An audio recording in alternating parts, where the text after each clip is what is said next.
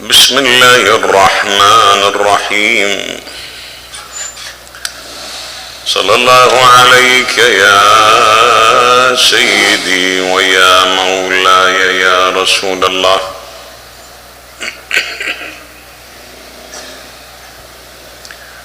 صلى الله عليك يا سيدي ويا مولاي يا أبا عبد الله.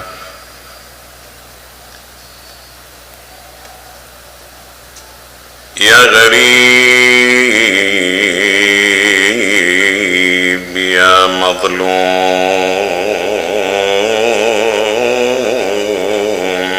كربلاء، ما خاب والله من تمسك بكم، بل أمن ما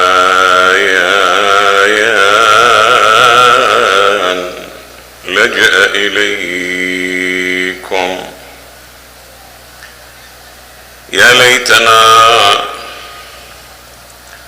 يا ليتنا كنا معكم سادتي فنفوز فوزا عظيما. بسم الله الرحمن الرحيم. وأنفقوا في سبيل الله ولا تلقوا بأيديكم إلى التهلكة وأحسنوا إن الله يحب المحسنين.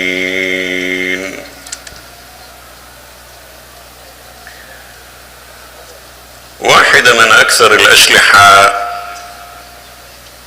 أو الأكثر شيوعا في مواجهة النهضة الحسينية هو النص. والقضية ليست غريبة أو لا تعتبر جديدة، لأنه عندما تراجع كيف تواجه الرسالات مثلا، أيضا كانت هناك مجموعة من العناصر كلها تتحرك في نفس الموضوع. يعني تلاحظ الآن من تجي إلى كل الرسالات الإصلاحية على الأرض، تجي تلقى قوى الاستبداد، تجي تلقى المترفة، أول عنصر يواجهون به الرسالة هو التقديس. تقديس يعني الوثن اللي كان يعبدوه، أو مثلا ثقافة تعدد الآلهة، يعني جعل الآلهة في إله واحد، إن هذا شيء عجاب مثلا. يحاولون أن يضربون الرسالة بمن؟ بالوثن اللي يعبدوه مثلا. كذلك من الأساليب في مواجهة الرسالات أيضا استخدام ثقافة الجمهور، جهل الجمهور مثلا. شنو جهل الجمهور؟ يجون إلى الجمهور مثلا يحاولون أن يشيطنون هذا الإنسان على اعتبار أنه هذا الإنسان كله موبقات، فإذا هذا ما ممكن أنه الله عز وجل يرسل بيده رسالة، أنه الله عز وجل راح يرسل بيده كتاب لإصلاح الأمة. ولذلك يطالبون المرسلين بملائكة. شو تقول الآية؟ بسم الله الرحمن الرحيم. لولا بعث الله ملكا رسولا.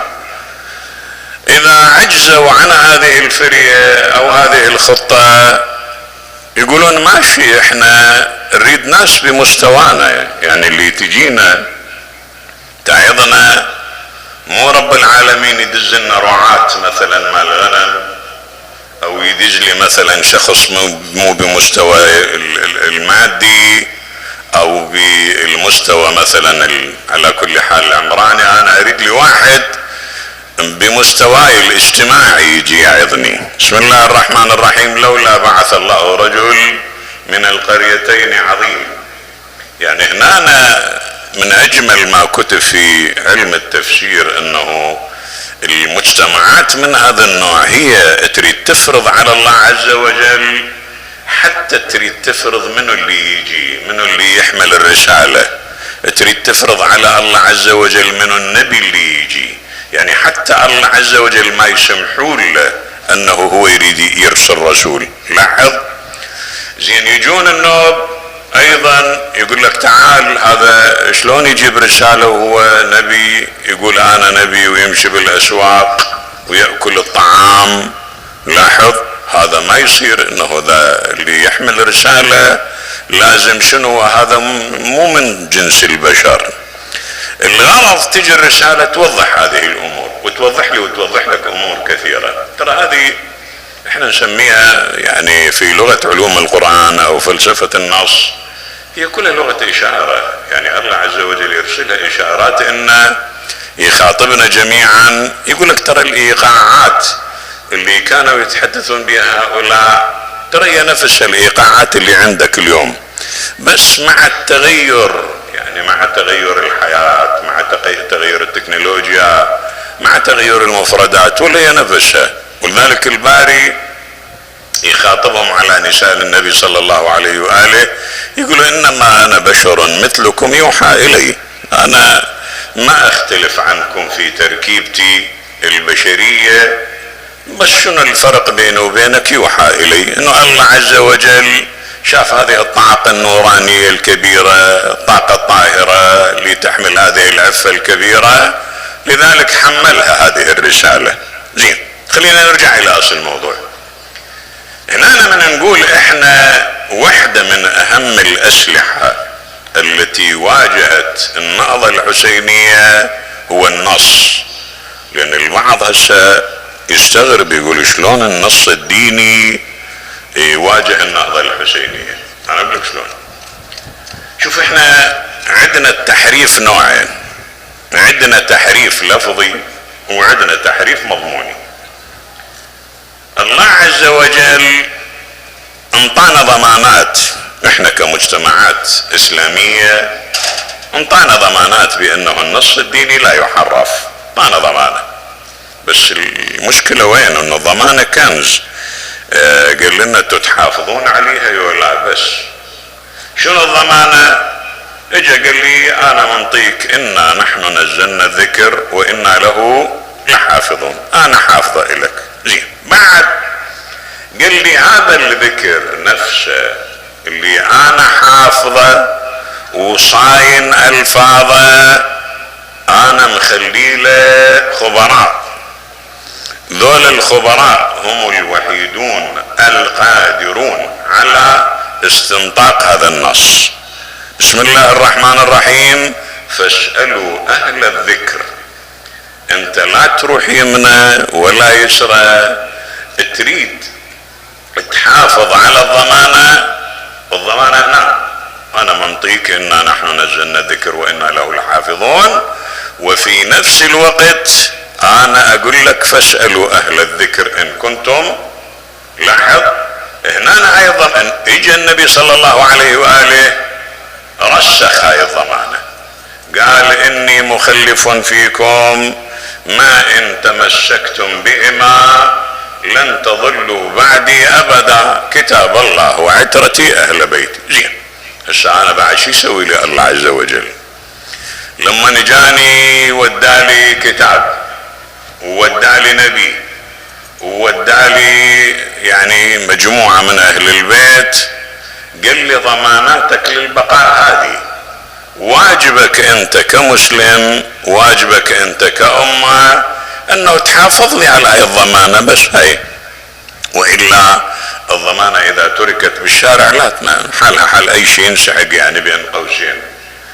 الامة شنو اللي سوته؟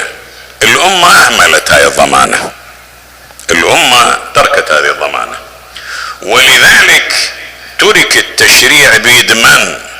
اولا حرف القرآن تحريف مضمون مو تحريف لفظ. احنا ما عندنا شيء اسمه تحريف لفظ، القرآن ما حد قدر يحرفه تحريف بالالفاظ، لكن اجى منو اللي يحرفه؟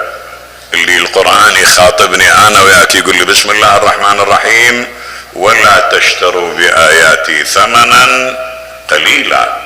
منو هذول؟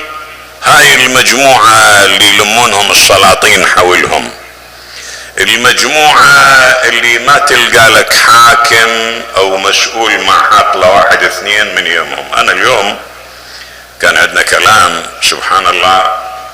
اليوم هذا اليوم انا اسمع واحد من هؤلاء بعد النقد اللي توجه الى قضية اللي حدثت في العتبة ومدح يعني احدهم لبعض الفاسدين، هسه احنا ما نقول كلهم فاسدين استغفر الله. اسمع لي واحد اليوم ما شاء الله مصعدين ايضا على منصة منبر ويعني يتحدث واحنا ما يصير نجي نهدم هذا اللي جاي يصير. طبعا هو يقصد، يعني انا ارسله انه يقصد، نعرف يقصد من بالكلام، يعني نعرف يقصد من بالكلام. لاحظ، واحنا النجاح اللي جاي يصير احنا لازم نعضده. شنو النجاح؟ النجاح احنا سوينا مجلس للحسين. انتبه مولانا الى لغة الاستحمار اللي جاي تستخدم. النجاح اللي سواه حضرة جنابه خلانا نمشي للحسين مشي، يعني هذا النجاح، يعتبر اصل هذا النجاح. النجاح اللي يقدمه انه يقارن بينه وبين سلطة البعث الكافر. وليش هو يعني وهذا نجاحك؟ بس هنا نجاحك. شو انطيتني من حقي انت؟ شو انطيتني من حقوقي انت؟ يعني شنو ابسط حق انا ضايع عندي؟ هاي تفضل العالم تمزق ما عدا كهرباء. شنو انطيتني من حق انت؟ ازور الحسين، خليتني غصبا عليك انا ازور الحسين بزمن هدام وبغير هدام، انا كنت ازور الحسين. ها تحدي كانت والروح كل احنا موجودين ما شاء الله. شنو اللي سويته انت؟ فد اللغة مع الاستحمار، يعني هو هذا كل انجازه 21 سنة خلانا نزور الحسين. بربك هذا مقبول؟ انا اسأل الان الواعيين المثقفين اللي عنده غيرة، هذا انجازك انت؟ يعني خليتني اروح ازور الحسين، انجازك هو هذا خليتني الطم على الحسين؟ شاهدت؟ اذا ما يلامون اللي يقولون انتم تجلدون ذاتكم، يعني ما يلامون بين العدل. اذا هذا فكرك، اذا فهمك للقضية الحسينية هو هذا، اذا فهمك للانتصار هو هذا. لاحظ هذا وامثال يجند. هاي الكلمة محسوبة، انا خادمكم بهذا الاختصاص واعرف هذه الكلمة محسوبة ولحساباتها المالية، لحساباتها مولانا غير شكل. الثقة على كل حال، يعني ما نريد ندخل الى. فهؤلاء يجيبون مجموعة مثل هذا وامثاله يقعد الى جنبه، هذا يفتي لما يريد. ولذلك انتبه شوف شنو اللي يسووا بتاريخنا الاسلامي. اول ما سيطرت هذه الشرذمة اللي تحمل هذا الفكر، والله انا اتمنى ان انطي مصادر بصراحة، يعني شبابنا اللي يعجبه خليه يقرأ. احنا في كثير من الاحيان نواجه، لان البعض يتصور انه احنا جاي يعني شلون نقول نعظم فرد قضية، نورم فرد قضية، ننفق. لا مولانا، هاي مصادر موجودة، تفضل كل واحد يقرأ. اجوا يلمن الى الحاكم. اول نظرية دخلوا بها بالتفسير دخلوا بنظرية الحاكم. اول مرة اعتبروا الحاكم خليفة الله في الارض، هذه اول وحدة. بعد هذا ما شبع ذوقهم، اجوا قالوا الحاكم ظل الله في الارض، يعني الظل مال رب العالمين بالارض ترى هو الحاكم. اجوا النوب علما احنا عندنا بالنظام المالي الاسلامي احنا نختلف عن غيرنا، يعني احنا نختلف عن النظام الرأسمالي، النظام الاشتراكي، هاي الانظمة على كل حال المالية احنا نختلف. اللي سووه هؤلاء خلوا جميع الاموال تحت تصرف الحاكم. ولذلك انت الان من تقرأ مثلا عن بني العباس، شنو هارون الرشيد عنده 40,000 جارية، منين اشتراهن؟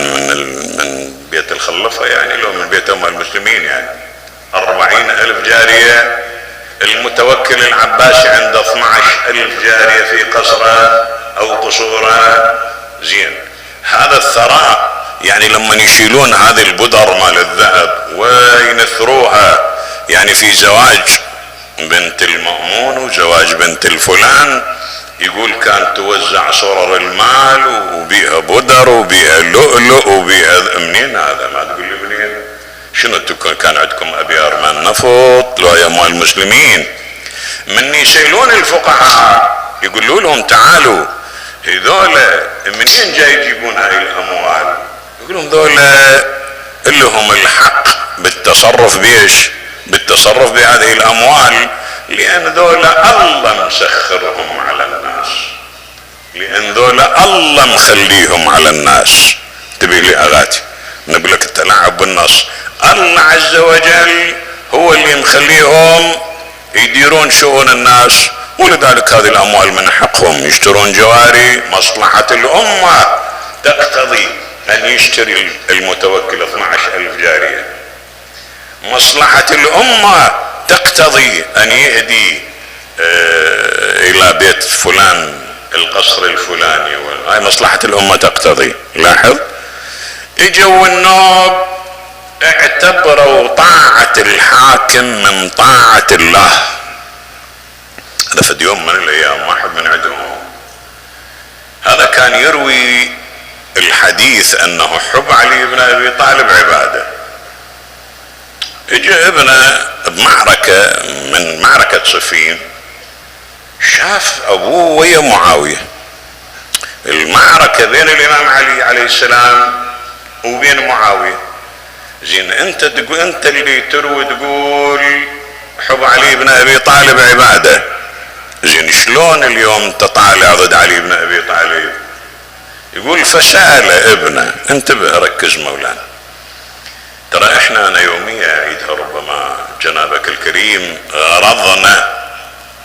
غرضنا من هذه المجالس وغرض الامام الصادق ان نشبع هذا الذوق، ذوق مدرسة اهل البيت بفكرهم بنهضتهم بثورتهم، ان نثور على لغة الاستحمار، ان نثور على لغة الجهل، ان نثور على المستبدين، ان تكون عندنا الف لا والف علامة استفهام امام اي لص امام اي حرامي، انه نعيش الحرية اللي عاشها الحسين، لا اعطيكم بيدي اعطاء الذليل ولا اقر لكم اقرار العبيد.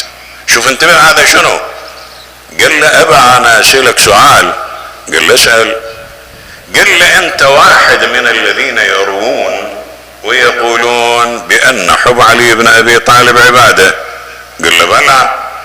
قال له اشوفك اليوم ويجيش معاويه، المفروض انت تكون ويجيش علي بن ابي طالب. قال له صحيح، حب علي عباده ولكن طاعة معاويه واجبه. يعني هسه حتى اذا نريد ندخل العلماء الاصول النظريه يقولون والله تضاد تعارض تناقض، شو تريد تسميه ما ادري تسميه. دخلوا النوب وين؟ الى الحديث. انت لاحظ الخربطه اللي تصير في تاريخنا واللي اسست لنا هاي الجيوش المعاديه. اجى النبي صلى الله عليه واله خلى علامه اليمن على ذول الفاسدين، قال عمار بن ياسر تقتله الفئة الباغية. انقتل عمار بن ياسر، استشهد في صفين، استشهد في صفين، الجيش مال معاوية ارتبك. قالوا شلون يعني؟ هذه حديث صحيح انه عمار بن ياسر تقتل الفئة الباغية. طيب هنا اذا نحن الفئة الباغية طلعوا لهم، وقلت لك هذا خليه سيف صفة، يعني خلي له 4 5. عندنا هواي منهم لابسين عمايم سود ولابسين عمايم بيض ولابسين دشاديش ولابسين غتر، عندنا هواي من هؤلاء عندنا، صدقني. شايف اللي شلون تعرفه؟ ما لك علاقة بالعلم، لك علاقة بكلمة الحق. ينطق الحق. الامام علي شو يقول للفلان من الناس؟ يقول له اعرف الحق تعرف اهله، اعرف الباطل تعرف اهله.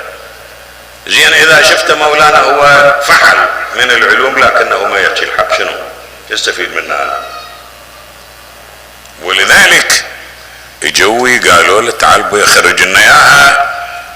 اجا وقف امام الجيش قال لهم صحيح وهذا الحديث اللي يقول بان معاويه بانه عمار تقتله الفئه الباغيه، ولكن خلينا نشوف عمار انقتل ويا معاويه ويا علي، انقتل ويا علي، جاب للمعركه فانقتل، اذا قتله علي، اذا علي الفئه الباغيه.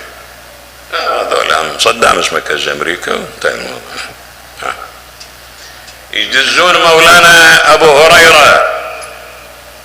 هريره تاريخ الحديث، ويعني حقيقه من المدمرين لتاريخ الحديث الصراحه. يعني هذا يدز معاويه الى المدينه يقول له اضرب لي علي بن ابي طالب، تتلقى الناس يسوون له مقدمات، هذا راح يجيكم فلان وهذا صحابي وهذا قريب من النبي، وتتلقى الناس.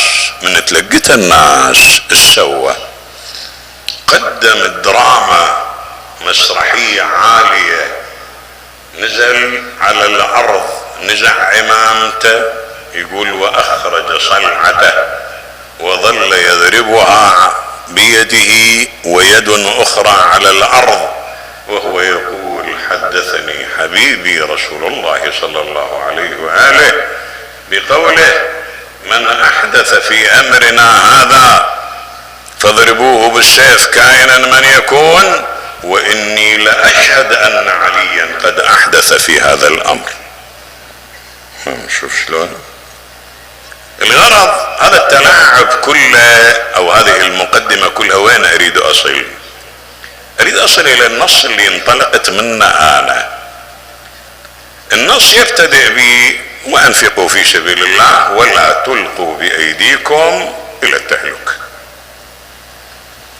اجت هذه المجموعة اللي هي ممتدة في حركة التاريخ اللي ساندت ابو سفيان، ساندت معاوية، ساندت يزيد، وما زالوا الى اليوم هم يساندون. قالوا الحسين القى بيده الى التهلكة، لذلك يزيد غير مسؤول عن مقتله. شلون؟ اولا شرعية الحكومة التي خرج عليها، يعني الحكومة اللي طلع عليها شرعية، يعني ما طلع على حكومة غير شرعية، ما طلع على حكومة فاسدة، بدلالة ان الله عز وجل يقول واطيعوا الله واطيعوا الرسول واولي الامر منكم، ويزيد من اولي الامر. فاذا هو طلع على من طلع على ولاة امره، فاذا هو مستحق علما للقتل.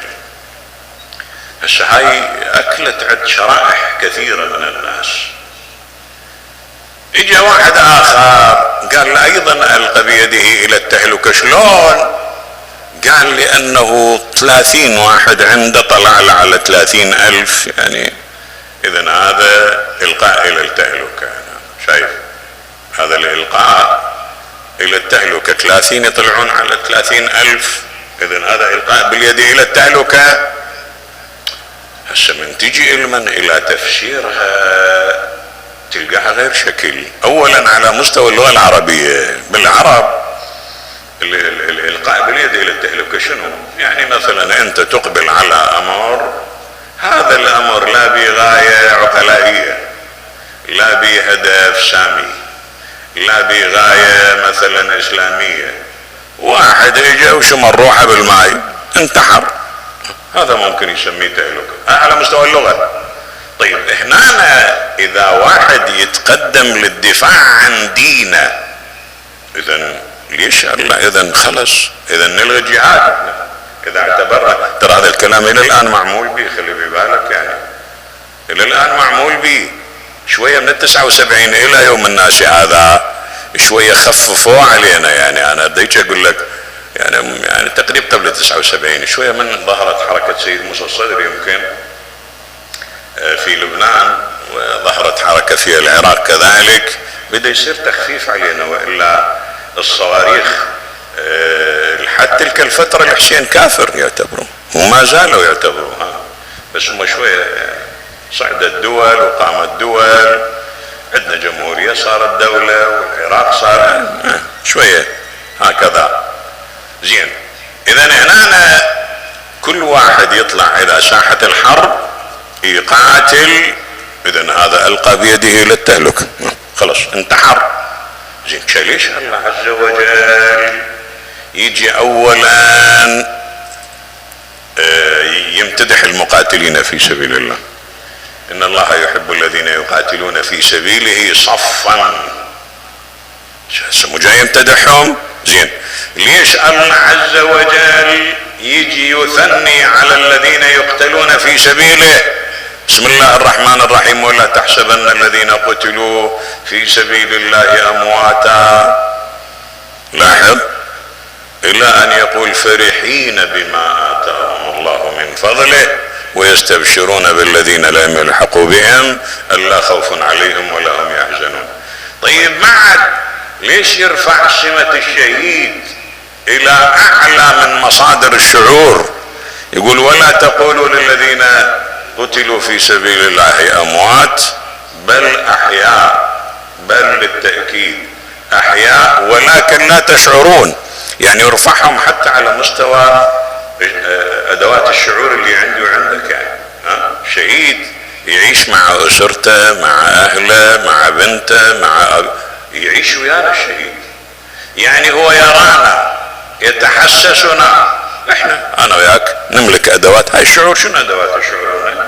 هذا اني انا اقول لك الباصره، السامعه، الذائقه، الشامه، اللامسه. ذني انا اليوم هاي الزمها بايدي، لامسه، عرفت اسمعها، شفتها بعيني، عرفت اسمعها، سمعتها باذني، عرفت. هذا شكل الشهيد. من يقول ولكن لا تشعرون، يعني هذه ادوات الشعور اللي عندك هو اعلى منها، ما تقدر انت تصل اليه، ما تقدر تصل اليه، هو يصل اليك. اجي كذلك القى الله عز وجل يذم الفارين من ساحة القتال: قل لن ينفعكم الفرار ان فررتم من الموت، من القتل الى اخره. اذا اجي كذلك القى من سيرة العقلاء عند الانبياء وعند الاولياء هو الجهاد في سبيل الله. يعني شوف الحسين عليه السلام من المثبطين للمعركة كان عبد الله بن عمر بن الخطاب، طبعا كان من المثبطين، من اكثر الناس اللي حاولوا ان يخلون الحسين يتنحى عن قراره. جاء قال له: انا اعرض عليك ان تصالح بني امية. ليش؟ قال له: لان هذه راح تؤدي بك الى مقتلة عظيمة. الامام مش قال له: شوف، ان من هوان الدنيا على الله. الله يا الشهداء، نحن من نحكي على الكرامة والحرية. شوف الانسان الكريم ايش قد يبقى عظيم عند الناس من تكون عندك كرامة. كرامة ما تبيعها بأي ثمن. صدقني، أنا اليوم سمعت أحد أساتذتنا سأل واحد، قال له: شو نسوي هسه؟ اليوم احنا في هذا الزمن، اليوم احنا في زمن اختلطت علينا الدنيا، سرقات، كذب، شو نسوي؟ قال له: كن محترما فقط، حافظ على احترامك بس. شوف اللي يحافظ على احترامه، صدقني هاي شوف جيوش تهابك اذا تحافظ على احترامك. لا تعطي الدنية لاحد. حسين ما اعطى الدنية لاحد. حسين لو كلمة الله، هذه الله اللي قال لا اعطيكم، لو قال نعم اعطيكم، الله وكيلك، سووا له قصور، يعطونا اموال، يودون لزلق زيزات وجكسارات، ويودون لأربيل، ويودون، تدري بعد المثال معروف يعني، بس يقول نعم، بس يقول نعم، كل شيء نسوي لك. شوف، لكن من واحد يحافظ على كرامته، لا أعطيكم بيدي إعطاء الدليل. لذلك شي يقول للعبد الله بن عمر؟ قال له يا ابن عمر ان من هوان الدنيا على الله، هوانها شقد رخيصة، شقد كرم الله السامع جايفة، ان يهدى رأس يحيى ابن زكريا الى بغية من بغايا بني اسرائيل. ايش قد هين الدنيا اذا رأس يحيى، يعني الدنيا لو كانت تعدل جناح بعوضة عند الله ما سقى الكافر منها شربة ماء. لو إلها قيمة جناح بعوضة كان ما خلى الكافر يشرب منها ماء. شايف؟ فإذا هنا أنا أرجع إلى الأصل. إذا شنو التهلكة المقصودة بالآية؟ شوف انتوا لي الأعم الأغلب من المفسرين ذهبوا إلى التهلكة لها علاقة بالإنفاق المالي. طبعا واحد من هؤلاء اللي قفز عليه فلان من الناس اللي يأرجون علينا، طبعا هم يقول لك احنا عندنا البخاري ومسلم ويجي من بعد ابو داود، هاي الرواية ينقلها ابو داود. يقول فرد يوم من الايام طالعين احنا في معركة بالقسطنطينية، وكان القائد مالتنا هو عبد الرحمن ابن خالد ابن الوليد. يقول فعندنا رجل اخذت الحماسة انفعل، يقول فاخذ سيفه وهجم على الجيش، اخذ سيفه وهجم على الجيش. يقول فقال القوم، الرواية ينقلها ابو ايوب الانصاري، يقول فقال القوم لقد القى بيده الى التهلكة، هذا شال سيفه وشيت على الجيش، القى بيده انتحر. يقول فقام له ابو ايوب الانصاري قال لا، هذه الايه نزلت فينا نحن الانصار ليست هكذا. قال له شلون؟ قال له هذه الايه احنا بعد ان انتصر النبي ودخل الى مكه قلنا نفرغ الى اموالنا الى متاجرنا ونترك الجهاد في سبيل الله. فقال فنزلت الآية ولا تلقوا بأيديكم إلى التهلكة. دير بالك لا تترك، هاي الأمور كلها لا تترك. أمر آخر ينقل منه البراء بن عازب، يقول واحد سأله قال له شنو معنى ولا تلقوا بأيديكم إلى التهلكة؟ قال له ذلك في الذنب. شلون؟ قال له وهو ان يذنب العبد فلا يتوب من ذنبه فلقد القى بيده الى التهلكة لانه لن يرحم بعد ذلك. مفروض الانسان يعيش حياة التوبة المستمرة. فاذا خليني ارجع الى الاصل. الله عز وجل يريد يبين لنا انه التهلكة مو اللي انت تجي تريد تضرب بها سيد الشهداء الامام الحسين، تقول لي الحسين خرج على شرعية النظام، حكومة شرعية، الحسين خرج على 30,000. انا نهيت لي الاول والتالي، يعني انا قضيت لي حتى على نظرية الامر بالمعروف والنهي عن المنكر، يعني بعد ما اقدر حتى انهى عن المنكر وامر بالمعروف. ليش؟ لأن أقول أنا راح ألقي بيدي إلى التهلكة. ولذلك الحسين قدم جميع ما عنده ولم يستبق شيء. ترى سيد الشهداء، وهي هاي فحولة كربلاء تأخذها من هذا المنطق، أنه الحسين يبين لك قيمة كربلاء، فحولة كربلاء عندما يقدم الولد والأخ والابن والزوجة والبنت والنساء. ماكو يعني انا وياك اليوم يمكن اعز ما عندنا اعراضنا نسائنا، الحسين قدم حتى نساء.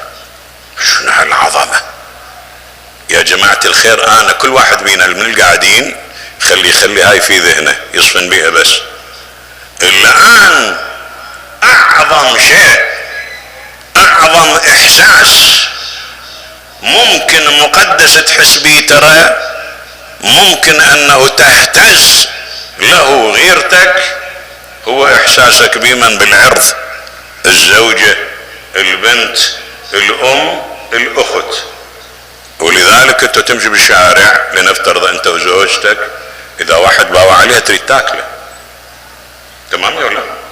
بس احنا ذولا يعني ترى خلي في بالك، ترى حتى يعني مو تتصور ذول الاجانب اللي يطلعونهم بعض الاحيان بالتلفزيون ما عندهم بس ما عندهم الغيره اللي عندي وعندك. انا اقول لك صحيح مو لهالدرجه، ترى يعني اللي يحتك بيهم اللي يقرا اللي عندهم، ترى هم حاولوا جهد المستطاع ان يمسحون شرفيتهم وغيرتهم. خلينا ارجع.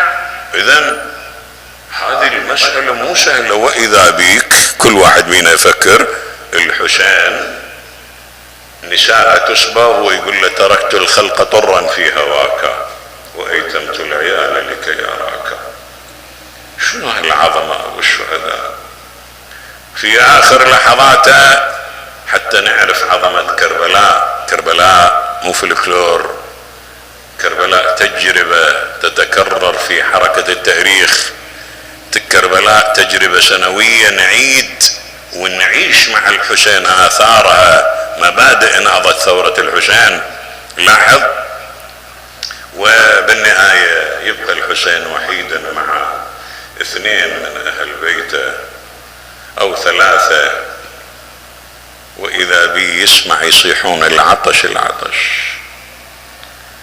العباس سلام الله على أبو فاضل، هذا رمز البطولة اللي أنا وياك يعني هو جزء من حياتنا. شوف، جزء من حياتنا المدنية وجزء من حياتنا العشائرية. احنا ما عندنا مشية ما يطبيها العباس، تمام؟ اكو مشية ما يطبيها العباس؟ ما عندنا قاعدة ما يطبيها العباس سلام الله. ليش؟ رمز الإباء ورمز البطولة.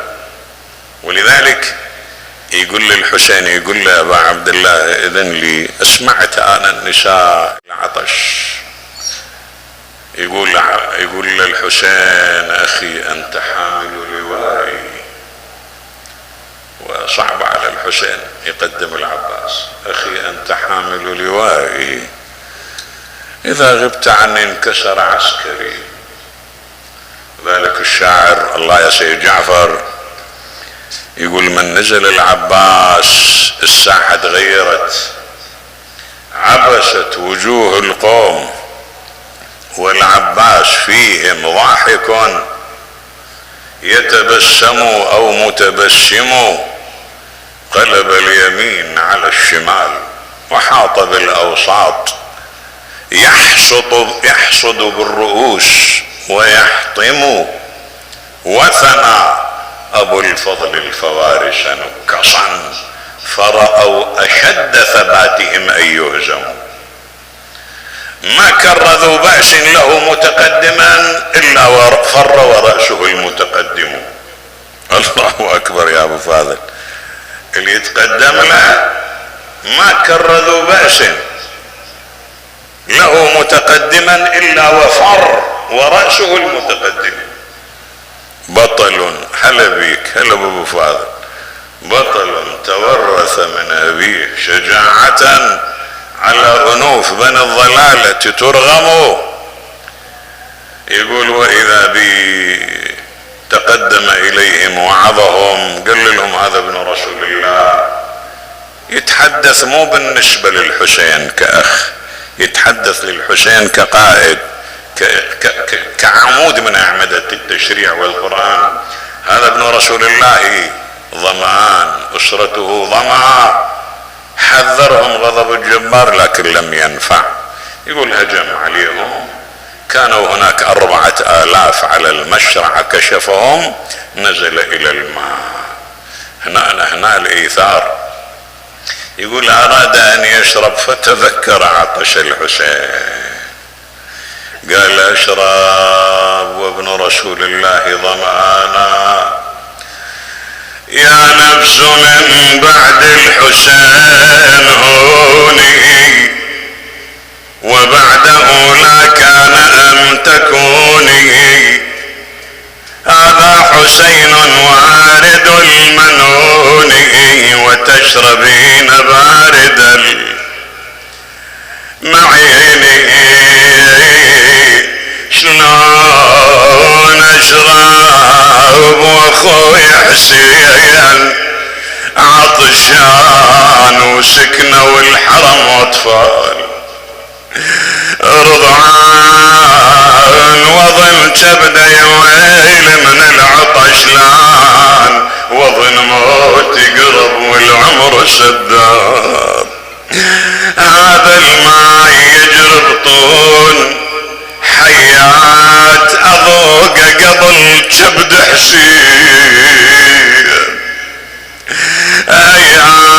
ايات وظن طفنا يويل من العطش مايات يقول ملأ القربة وضعها بيده اقبل الى القوم صاح بن سعد والله ان اوصل القربة الى الحسين لا تمتاز ميمنتكم عن ميسرتكم يقول احتوشوه ضربه زيد بن ورقاء على كتفه ضربه الحكم بن الطفيل وهكذا حتى سقط الى الارض بابي وامي ثم قام ثانية يقاتل واذا به قد ارهقه القتال واذا بالعمود على رأسه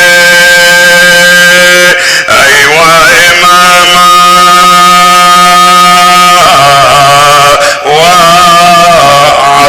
وعباسا هنا يقول صاح عليك من السلام يا ابن رسول الله تعال من الخيال يملى العلقم حسين يصيح بصوت يا اخوي طحت وين بعد ما اشوف درب يا ضوى العين يا اخويا الكون كله بعيني يظلم خويا قلب يا كتر طاحن جنودك يا خويا العلم وين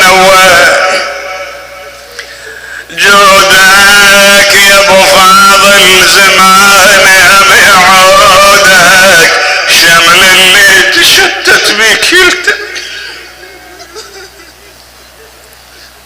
تخوصر يا معضيده وصاح ويلي الفاقد اخوي يدري بها يعرف القاعد على اخوي يعرف الحسين السوانا تخوصر يا معضيده وصاح ويلي اويلي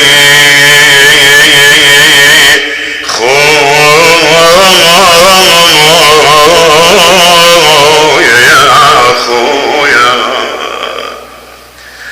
اويلي يا شمس نهاري ويا بدر ليالي يا ابو فاضل يا خويا دمت حالي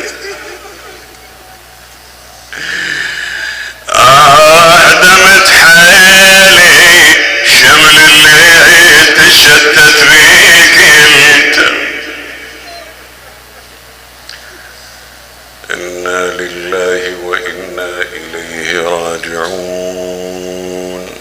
اخوان نرفع ايدينا بالدعاء احنا نقول لابو فاضل سلام الله عليك يا ابا فاضل يا ابا الفضل نقول له احنا بمشياتنا مال العشاير عندنا راية نسميها شو نسميها راية ابو فاضل نقول له ابو فاضل اليوم برايتك نريد منك حاجات ابو فاضل عندنا مرضى موصينا من القاعدين من السامعين ابو فاضل عندنا ناس مظنوكة عندنا شعب مظلوم اريدكم توقفون نحكي هالشكل بدون دبلوماسيات. اخواني من كان مريض او كان عنده مريض اسأل الله ان يعافيه ويعافي مريضه. اخواني من اوصاني بالدعاء اسأل الله ان يقضي حوائجكم في الدنيا والاخرة. اليوم احنا حقيقة يسمح لي الحج محمد والإخوة، فقدنا امرأة والدة الشيخ يوسف أم توفيق، وفقدناها هذه الليلة. كانت أم لنا جميعا، وأنا أدعو سيد الشهداء وأدعو أبو الفضل العباس أن تكون بحماهم في هذه الليلة إن شاء الله تعالى، إلى روحها وإلى أرواح المؤمنين والمؤمنات ومن مات على الهدى والإيمان، وإلى أرواح أموات جماعتنا الحاضرين. بلغ اللهم ثواب الفاتحة مع الصلوات.